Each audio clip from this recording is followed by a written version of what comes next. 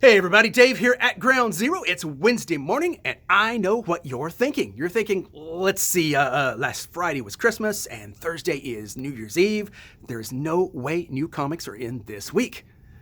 Aha, you forgot. It's 2020, the year with the evil goatee. New comics are here right on schedule to take the year out in style, and we've got the goods. So now you're thinking, yeah, Dave, that's fine, but I'm not getting out of bed unless there's Batman. Batman Annual. It arrives this week, and even better, it's the 2021 Annual, which makes it the answer to our first future trivia question, which is, who let us out of the year 2020? Of course, it was Batman.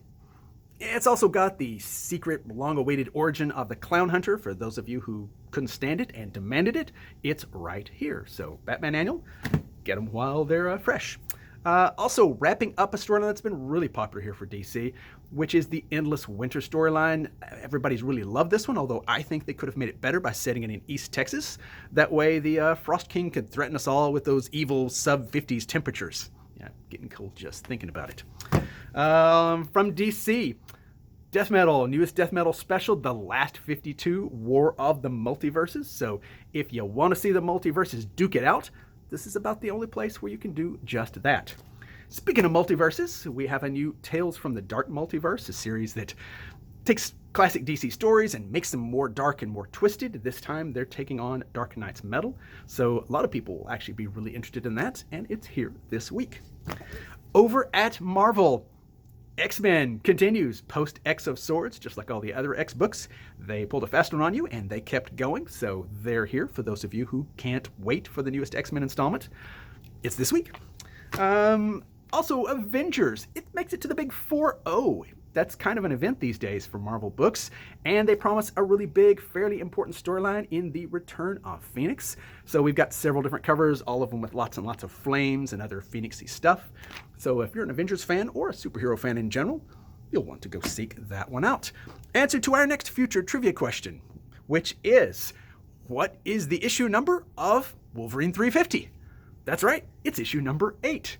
And it's issue number 350 because it's Marvel math. You all know how much I love Marvel math. And here we are, issue 350 and issue number 8, soon to be issue number whatever.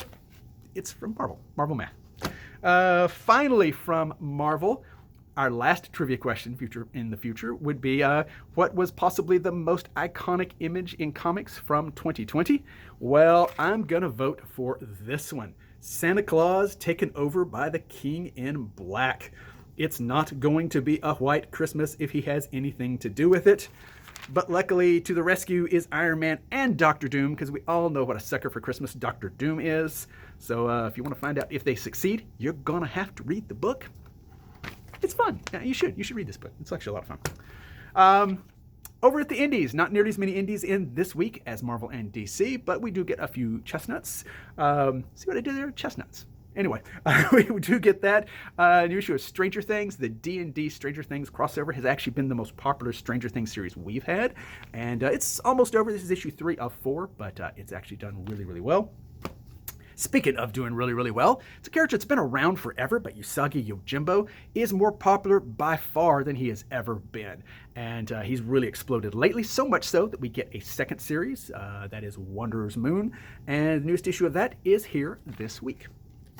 Now, I say this just about every time I hold his books, but if you want to be cooler, check out the work of Gerard Way. He's got several things. Obviously Umbrella Academy is probably his most famous work. Did a nice run on Doom Patrol, and he also does The True Lives of the Fabulous Killjoys.